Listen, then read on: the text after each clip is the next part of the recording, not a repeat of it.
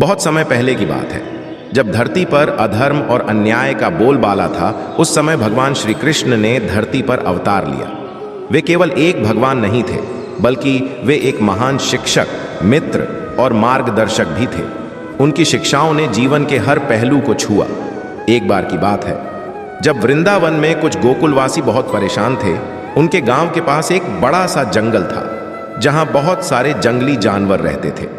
इनमें से एक खास शेर था, जो समय समय पर गांव के मवेशियों पर हमला करता था। गांव वाले बहुत चिंतित थे। उन्होंने सोचा कि यदि इस समस्या का समाधान नहीं निकाला गया तो उनकी गायें और अन्य मवेशी समाप्त हो जाएंगे। गांव के बुजुर्गों ने एक बैठक बुलाई। सभी ने अपनी अपनी राय रखी। कुछ लोग शेर को मारने का सुझाव देने लगे, जबकि कुछ ने कहा कि हमें इसे भगा देना चाहिए।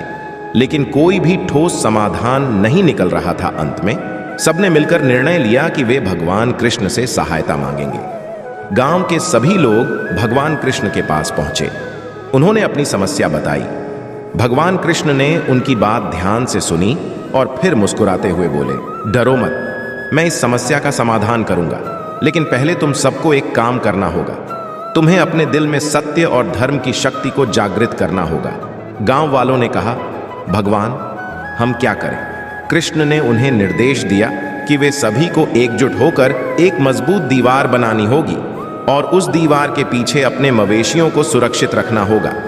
इसके बाद उन्होंने एक योजना बनाई। वे शेर को बुलाने के लिए जंगल में गए और शेर को चुनौती देने का निर्णय लिया। शेर ने जब गांव वालों को देखा तो वह उनकी हंसी उड़ाने लगा।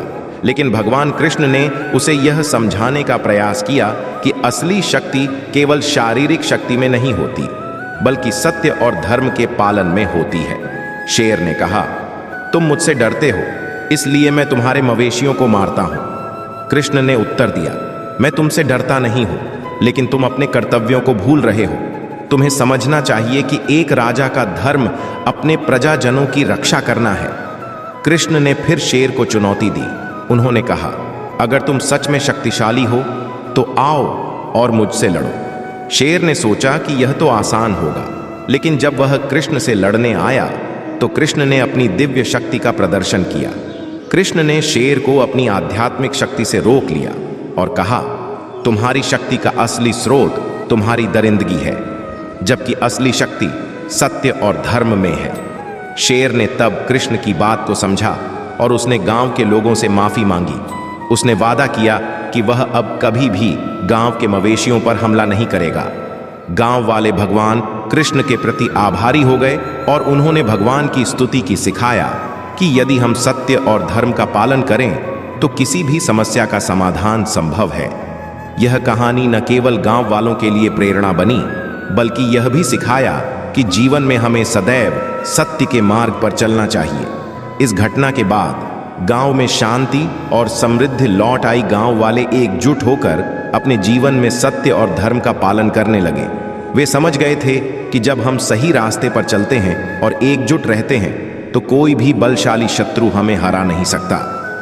भगवान कृष्ण ने इस घटना के माध्यम से हमें यह सिखाया कि सत्य और धर्म की शक्ति सबसे बड़ी होती है।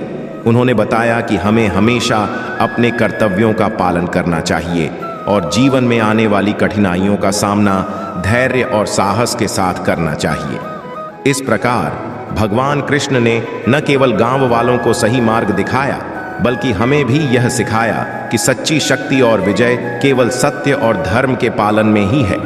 उनकी शिक्षाएं आज भी हमें प्रेरित करती हैं और हमें जीवन में सही मार्ग पर चलने के लिए प्रेरित करती हैं। इससे हमें यह भी सीखने को मिलता है कि जब हम सत्य के रास्ते पर चलेंगे तो कोई भी कठिनाई हमें रोक नहीं सकती। हमें हमेशा अपने अंदर की शक्ति को पहचानना चाहिए और धर्म के मार्ग पर चलते रहना चाहिए। यही है कृष्ण का संदेश। सत्य और धर्म का पालन करो और तुम जीवन में हर बाधा को पार कर सकते हो। अंत में इस वीडियो को यही समाप्त करते हैं। मिलते हैं किसी अगली वीडियो में। राधे राधे।